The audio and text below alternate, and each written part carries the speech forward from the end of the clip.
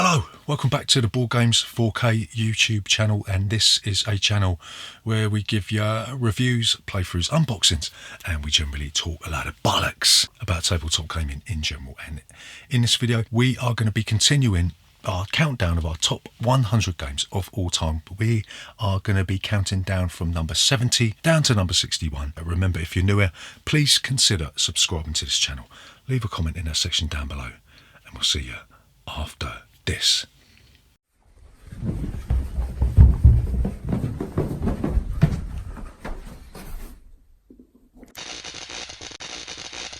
Board Games 4K. So, number 70 on this list it's a number of games. It's actually 3 games, but they're sort of they come together to form a trilogy, and it's The Legend of Endor. And this is a game that was designed and illustrated by Michael Menzel of Stone Age fame, and he's done various other games as well. But what it does is it was totally unique. I think it won the Kennish Builders Yard back in 2013, 2014 or something. But what it's easy doing, it's got a novel twist where you'll be using these things called, is it Legend Decks or something, or something like that. And you'll be learning to play the game out of the box by referring through these cards, a bit like sort of time stories, a bit like the way that does. It was a forerunner to that sort of thing. So you'll be following through these cards, and the game's narrative will be revealed as you progress through this deck of cards. And there's different monsters to fight. It sort of reminds me in a sense of like a more complicated version of Pandemic with more narrative structure. Yeah, it's now got three different episodes. You've got the Legends of Endor. You got the one where you go out onto the sea and all that, and you've got the Last Hope, which ties everything up. And there's lots of little mini expansions like the Star Shield, and you've got the Dark Heroes, I think they are. So you can play the evil heroes as well. Yeah, Legends of Endor. It's a complete system. It's a complete trilogy, and it is a wonderful game.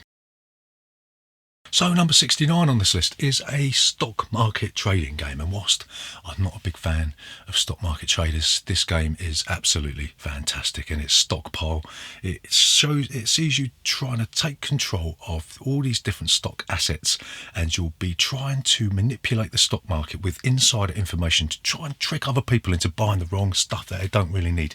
And it's got a really good expansion, Continuing Corruption, and there's another one on its way. It's due to be delivered any day now. And that means that we'll once again be able to rip open stockpile and start stabbing each other in the back, and we're going to love it. So number 68 on this list is a huge beast of a game that's had 2 editions, and it's Rum and Bones. We are still chasing down some of the more elusive miniatures for this, but essentially what it is, I think the designer likened it to what was called a mobber or something. I don't know what that means exactly. I'm not really a big fan of video games, but so basically what happens is you've got 2 different pirate ships as boards, right? And you'll be trying to jump across onto the other side and capture objectives, and each of the heroes that you control has got a special ability, and you also can take control of the crew, and you'll also be able to upgrade your crew, upgrade your heroes, and it is a really, really fun game. It's essentially just a 2-player game. I know the box says it plays 4, but that means that one of you is just going to be taking control of the crew, and you're not really going to be doing a lot. So it's essentially a 2-player game. It's absolutely huge. The first edition of this game can be combined with the second edition, and that means that there is a plethora of options insofar as heroes are concerned. The deck now is about that thick. There's about 1 billion heroes, and it's a really, really good game. We do enjoy it. It can be a little bit fiddly, but we really do enjoy having a good old punch up with a game of Rum and Bones. So number 67 on this list, and my voice is starting to go, it's 1812, The Invasion of Canada. And this is a very, very simple card-driven war game. What you'll be doing, you'll be taking these cubes and you'll be mustering troops and putting them on the board, and then you'll be playing a card, moving the troops, and then having scraps. Well, you'll be rolling these dice, and there's 5 factions. It works best as a 5-player game. There's 5 factions, but each faction is aligned with another faction, and if you're the Canadians, you'll align with the British and the Native Americans. And it is a really, really exciting game. It's very, very quick. It's over in about an hour to an hour and a half. Very, very quick. The game can finish quite abruptly, because once everybody has played their truce cards, the game's over, so you've got to watch out for that. It looks quite a stuffy war game, but it's actually not. It's actually really, really exciting, really, really fast, really, really fast paced, and that is 1812, The Invasion of Canada, which the Americans lost to the British. So number 66 on this list is a game that's huge. It's up there, and it's over here. It is Arkham Horror, the living card game, or Arkham Horror, the card game. And we've got every single pack of this. We can't let go of this one, even though we haven't played the Circle Undone and we haven't even played the Forgotten Age. We haven't had time for that, but we can't let go of this. We're in too deep. It is a really, really well done living card game in the vein of that Lord of the Rings, the card game. Yeah. So what it sees you doing is you get the deluxe sets, which are larger versions of the game, and then you'll be playing through scenarios, but how well you do on one scenario can be carried through into the next, and then every month there'll be a new Mythos pack that's released, which will allow you to continue the campaign. But you can also play it as single player one-shot games. Yeah, so it's getting massive now. We're running out of storage space for this one. I know some people have got these big boxes, but the trouble with that is it means that you don't know when it's going to end. So we want this one to continue, so we're going to be playing it in our retirement. It is a wonderful, wonderful card game, and it's Arkham Horror, the card game.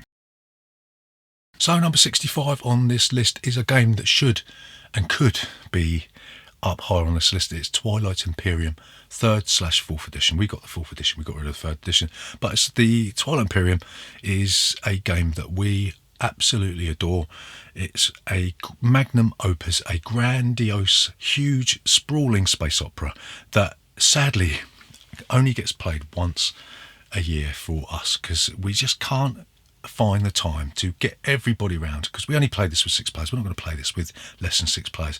We can't find the time usually to get everyone round at say 11 o'clock in the morning and then go through until however long it takes to finish this, because we always like to play the long game of this one, because the short game is too short. If you're going to get into it, you've got to get into it, and that's a real shame, because I'm torn between my desire to play this game but also the time it takes to play it. But when you actually do play it, it is fantastic. It's you'll be building up your fleet, taking control of one of these huge amount of races that have all got their special abilities, and you'll be looking to expand your influence in the universe insofar as control of resources and control of the political economy as well. And like I said, this game is probably a bit too long for us, but it's still up there. It's still a wonderful game, and that's Twilight Imperium 3rd/4th edition.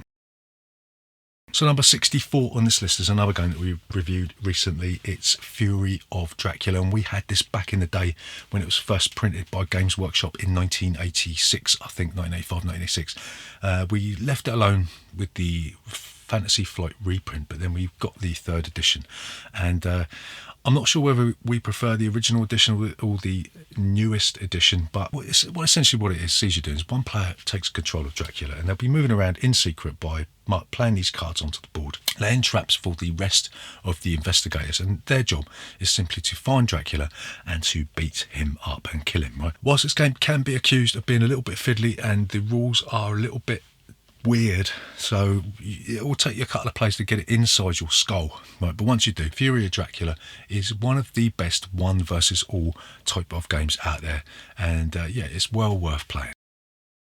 So number 63 on this list is another race game, probably one of the best looking racing games that you can buy, and it is Jamaica. And what this sees you doing is taking control of a ship. You'll be racing one circuit around Jamaica, visiting pirates' lairs to get stuff. You'll be looking for gold. You'll be looking for ways to deck your ship out just in case you get into a scrap with another player, and essentially it's the first player to pass the finish line. This game looks absolutely fantastic.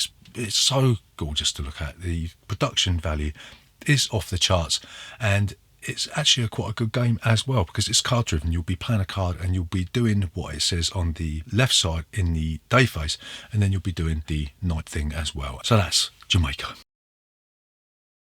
So number 62 on this list is another game that should be higher on this list, and I know you're probably going to be screaming at me, because for a lot of people this is probably their best game of all time, but I'm going to be honest with you, we haven't played it all the way through. I don't think we're ever going to play this one all the way through, because it's just too big, and it's just has got an expansion, and it's just had an announcement that they're making the second version of this, and this one's Gloom Haven. This game sees you take control of a band of characters, because I've only played this solo, right? So you take control of a certain number of characters. You'll be going off into the world, exploring all these different dungeons, taking part in these 100 plus scenarios, looking to level up, gain fame. And the thing that separates this from all the other types of games of this is it's a campaign based thing. So you have stickers that you can place onto this map, which will make permanent alterations to the game, but also your character, it doesn't stay with you from the beginning to the end because it will retire. Your character will retire and you have to take on someone else. And there's also these little things in there that when you're travelling to and from these different locations, you get these random road cards. It has been accused of being a little bit too samey, that a lot of the scenarios and a lot of the missions are quite similar. We haven't got that far in. I know a lot of people have. The reason this isn't high on the list is because we haven't got that far into it. We're never going to finish this. That's one of my major complaints about Gloom Haven, is that it's too big. We just can't dedicate that much time to playing this one. Had they maybe released a bit of it and then an expansion with a bit of it, a bit like Legends of Endor, maybe that might have been a better way to do it. But it's all personal opinion. It's still a wonderful game, and that is Gloom Haven. So number 61 is one of our favourite racing games. It's the Race to El Dorado by Reiner Knizia. We love this game because it's so fast and it's so simple. You are playing a card and then you will do what the card says, and you'll be moving your explorer through these different types of terrain, like jungle, like water and towns and all that sort of stuff, and you'll be playing a card and buying cards as well. So not only have you got this racing element where you'll be playing a card and moving, but you've also got this deck building element where you can buy cards with gold. So some of the cards in your hand will have gold symbols on. You could trade them in. You can play them into your discard pile to buy cards from the display. And some of these cards give you more movement through jungle. They can give you more gold.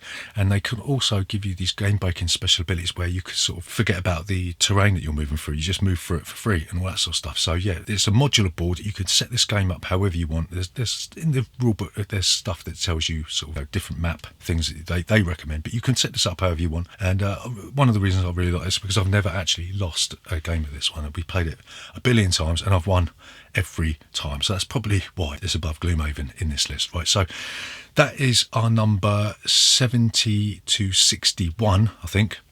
Where are we? Yeah, so that's our 70 to 61. We're going to continue this list as and when we do it, so keep an eye out on the playlist or some notifications or whatever. So remember, if you're new here, then please consider subscribing to this channel. Leave a comment in that section down below, and if you made it this far, give us a thumbs up and we'll see you next time.